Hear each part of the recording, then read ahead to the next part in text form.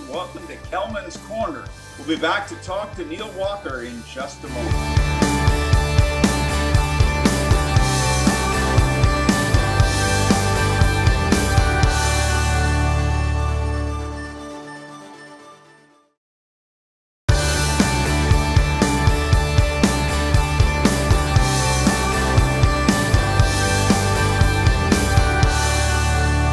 Neil Walker is our first ever guest on Kellman's Corner.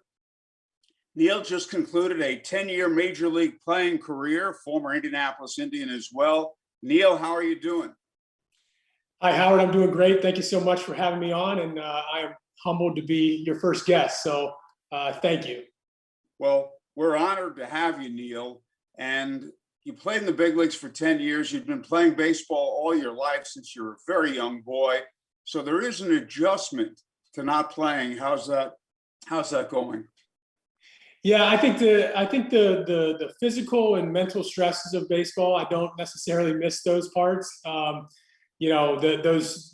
times with the teammates in the locker room and on the buses and on the planes and on the field, those are probably the moments that stick out in my brain a little more fresh than anything else. So but in the grand scheme of things, I was so fortunate to have such a long professional career, close to 20 years of professional baseball, and play with some great teammates, play in some great cities, and obviously Indianapolis very high up in that list. And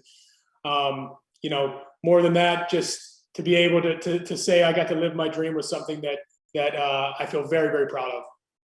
Well, I'm also, as you know, in touch with your father. We're good friends. I talk with Tom, former Major League pitcher, frequently. This is an adjustment for him too. I mean, he's had you in his career, and he's been a big influence, I know, in your career. Yeah, and during my time, especially with the Pirates, that 6-7 years, whatever that was, he was probably catching 55 to 75 of the 81 home games. So when I left, when I got traded to the Mets in the end of 2015, that was a little bit of an adjustment for him to have to watch games on TV or come visit on the road. But at the end of my career, when I was playing in Philadelphia, especially last year during COVID, he wasn't able to catch a lot of games. So it's definitely been an adjustment for kind of everybody in my family. And, certainly something you don't take for granted. You try not to take for granted when you're in it. But, definitely going to miss those times with people in the ballpark, family and friends at the ballpark. Neil, tell us about growing up in Pittsburgh. I know you also played football too. Yeah, so I mean, growing up in this Western Pennsylvania region, I was the youngest of four siblings, 2 older brothers and an older sister, and I was always kind of scrambling around watching my brothers play baseball and sister play basketball, and I was just kind of what you would consider a gym rat or a cage rat. So I was always begging somebody to throw me batting practice or hit me ground balls, and I think my development sped up by playing with the older kids all the time. And my brothers are 6 and 8 years older than me. So I remember getting to high school and playing football and baseball and basketball were 3 sports at Pine Ridge High School I played, and excelling really in football and baseball. And, got to my junior year of going into my senior year of high school. And I thought, hey, I think I got a pretty good chance of at least going major D1 in baseball. And the draft, it was something that wasn't really even in my brain. And as much as I enjoyed football and played really well and played in a state championship my senior year and had some offers to go to schools like Penn State and Pitt and some of these places, I knew that baseball was my path. And like you mentioned, having my father understand the process and how the game works, and my uncle and my brothers who were playing college and pro ball at the time, I had a different perspective on the game of baseball and sports in general. So fast forward to the end of my senior year, I get drafted by the Pirates, number 11 overall in 2004. And, the rest is kind of history.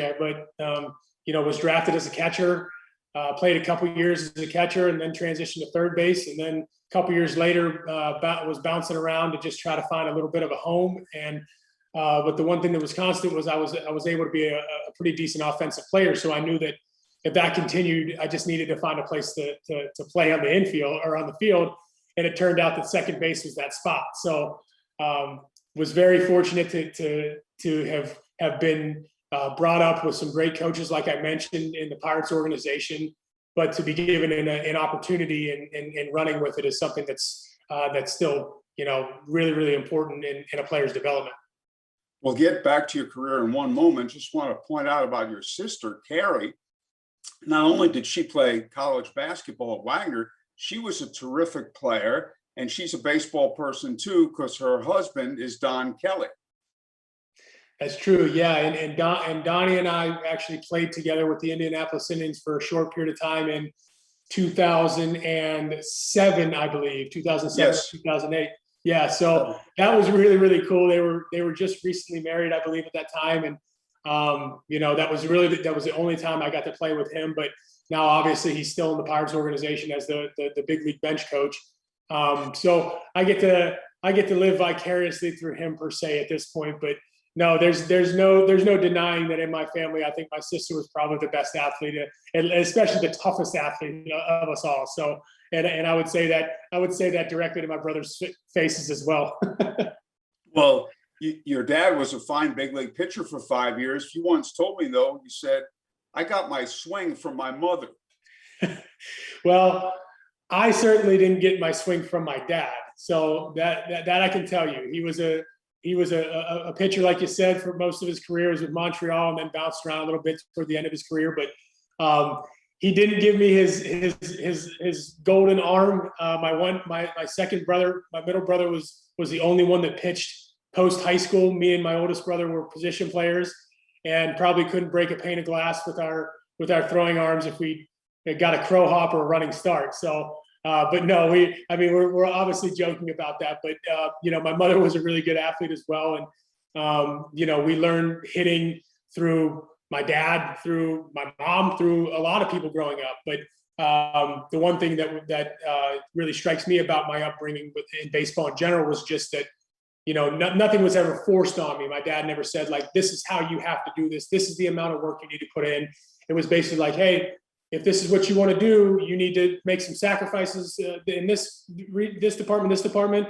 And if you're going to try to play professional college or professional baseball, you're going to have to really put your heart and soul and effort into it. And I thought that was a really valuable lesson to learn from not just a parent, but somebody that has gone through the professional ranks and the major league ranks to understand that, accountability is such a huge part of professional sports and especially baseball.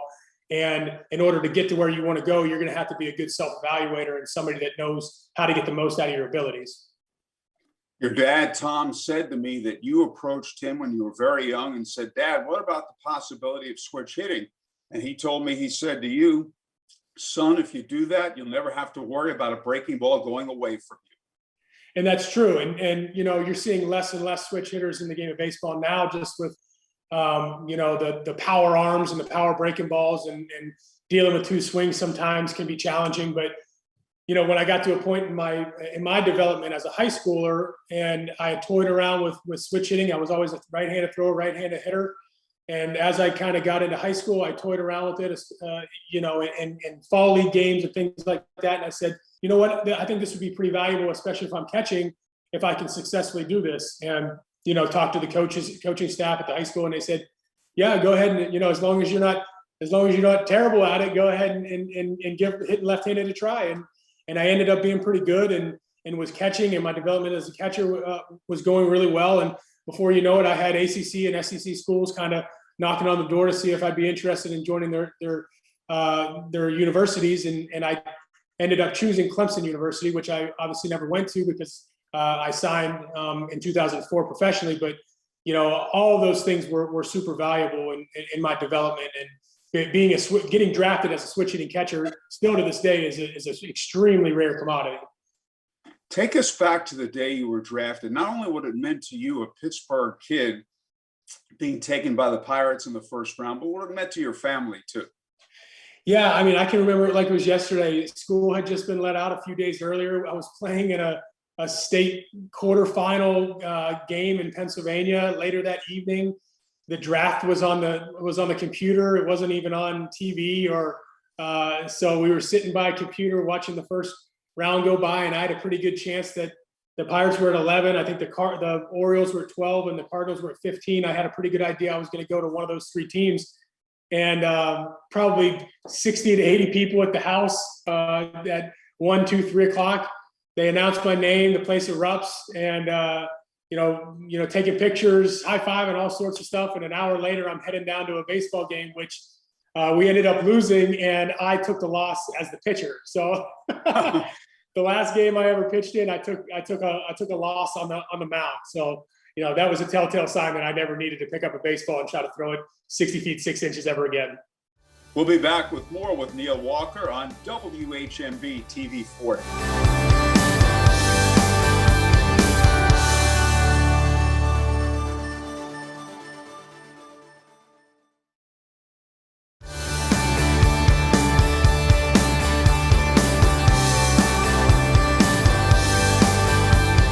Resume with Neil Walker, the former Indianapolis Indian, former big leaguer. Neil was drafted by the Pirates in the first round in 2004 as a catcher. And I first met Neil spring training in 2007 when the Pirates decided we're going to move him to third base. What was that like, Neil? What was the transition like? Yeah, it was really interesting because obviously, like you said, drafted as a catcher, played in rookie ball and played in low A as strictly just a catcher. Got to high A, had an injury, so I was catching and playing some and DHing kind of during that 2006 season, and then I get to Double A, and they call me in the offseason and say, hey, we have a need for a third baseman in the organization. We think you can hit, and we think this will be not only a good path for you, but a good path for the organization. And I said, oh, okay, would you like me, are you asking me to catch a little bit and play some third? And they said, no, we want you to just strictly play third. So, that was a bit daunting at the time because I knew how valuable it was to be a catcher and to hit. But when I weighed all the options, I thought it was something that was valuable and something that I could handle. So played my first year in 2007 as a third baseman, took my lumps, definitely had my errors, and then moved up the chain to AAA and played third for a couple years there. And then all of a sudden they draft Pedro Alvarez, I think number 2 overall, and he was playing third. And now I'm looking over my shoulder and they're going, oh, hey, by the way, we need you to play some other positions. So, the year that I got called up for good in 2010, I was basically playing first base and left field every day for the Indianapolis Indians. And they call down and say, hey, the second baseman's struggling here and he's getting banged up. Can you take some balls at second? And I had taken very, very, very little balls at second base. And they, maybe played 5 to 10 games in AAA before I got called up to permanently play second base, which, that 2010 season was a really good offensive season, but I spent pretty much 4.5 months that I was up there just praying that balls weren't going to get hit to me at second base. Well, you played for the Indianapolis Indians possibly longer than you needed to. You could have been in the big leagues sooner, but I do give you a lot of credit because while you were with the Indianapolis Indians and playing there, what you did was you improved your game. You worked on your game to the point in 2010 you dominated. And that's when a player should go to the big leagues, when he dominates. Yeah, and that was, I set out that 2009. I got hurt in the middle of the season, and Andrew McCutchen got called up, and we had kind of gone up the chain a little bit together. And I had to rehab for 6 weeks. And when I came back in August, I really had a different mindset. I really had a different drive in me for whatever reason. And I said, you know what, I'm going to do this my way. I'm going to figure out how to be the best player I can be, and finish the 2009 season really well. Wrapped around into spring training the next year and came into spring training with a clear mind and basically said, listen, guys, I'll play any position you want me to play. I know that I can play in the big leagues. Just find a place for me. And in spring training, just was bouncing all around, even went back and did a little bit of catching as a backup catcher, catching bullpens just in case something were to happen to somebody. And that season, that month and a half with the Indianapolis Indians in 2010, I basically went off. I mean, I was playing so well in every facet of the game, especially on the offensive side. And it basically got to a point where I pushed the door down and said, I'm ready for the big leagues, whether you guys are ready for me or not. And they were fortunate enough to give me an opportunity, and I kind of ran with it. So that was kind of my make or break moment, was really in 2009, toward the end of 2009 with the Indianapolis Indians, because like we were talking about, I got called up to Indianapolis in late 2007, was there all of 2008, all of 2009, basically. And so it was, even though I was 24 at the time, it was getting to the point where it was make or break for me. And you made the most of the opportunity, as you said. Then a few years later, 2013, the Pirates make it to the postseason. They had 20 consecutive losing seasons. You were a Pirate fan growing up. Take us back to 2013, what that meant to you, the team, and the city. I mean, that was an incredible year. We 2012, we played really well as a team for about the first half of the season, or the first 2/3 of the season, somewhere around there, and then fizzled off at the end. We just ran out of gas. And I remember going into 2013 and being like, hey, we got some pretty good pieces here. I hope that we're able to bring in some complementary pieces. And that's exactly what they did. And I remember looking around in spring training in 2013 going, we got a legitimate shot at doing some damage this year. And fast forward all the way to middle of September, not only did we make the playoffs, but in Pittsburgh terms, we were one of the losingest teams for the last 20 years. And I actually have a ball back here that says 82 wins and has the game we played against the Texas Rangers in the middle of September to clinch going over 500 for the first time in 20 years.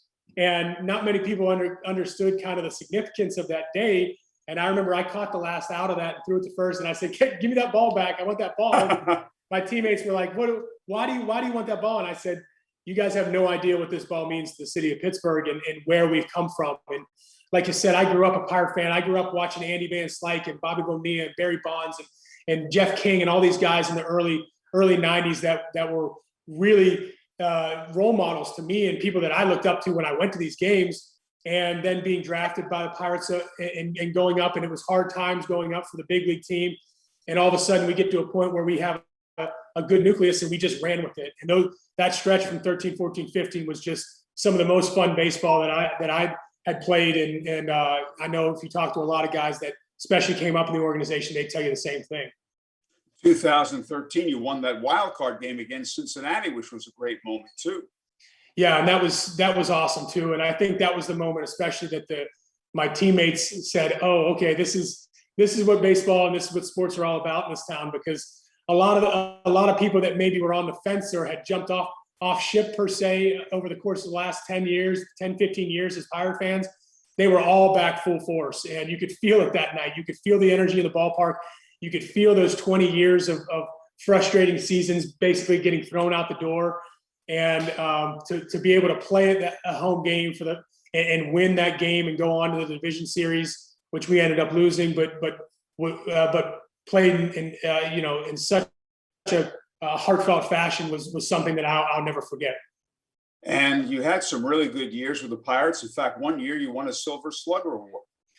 Yep. Yeah. So that was a special year for me, and I have it right here over my shoulder too. 2014, and 2014 started off really, really great for me. I had a home run on opening day, and kind of that catapulted me to hitting some home runs that year and hitting in the middle of the order. But more than that, helping the team win a lot of games and playing the playoffs again.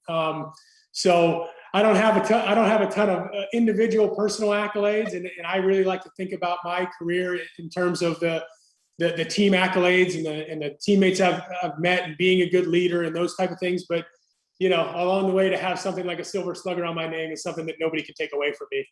And after you were traded by the Pirates, Neil, you still had some good years and performed well, but I would think it had to be very disappointing to be traded away from your hometown team.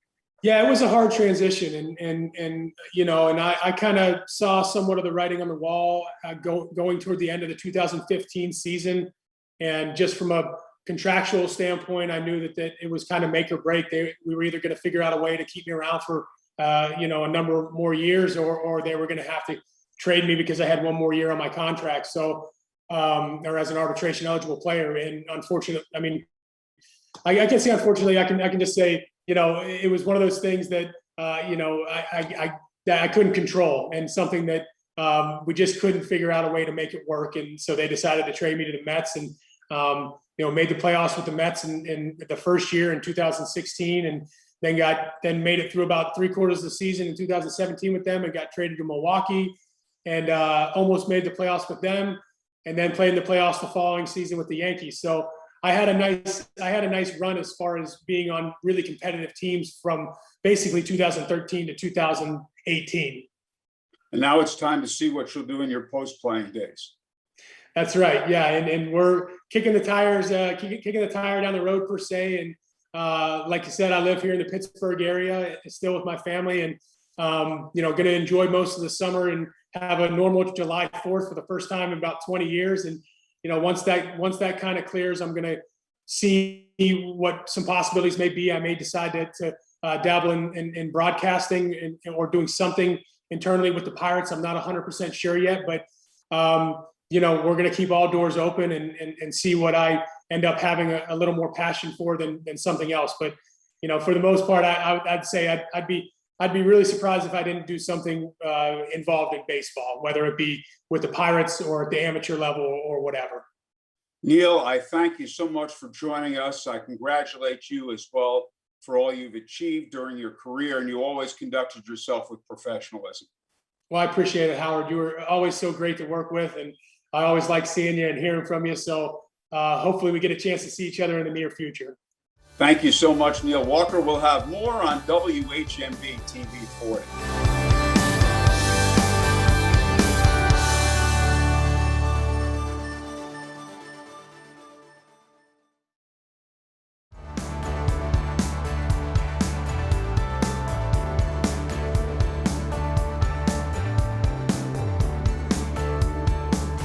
Thanks to our guest, Neil Walker. We'll have another special interview for you next week on Kelman's Corner.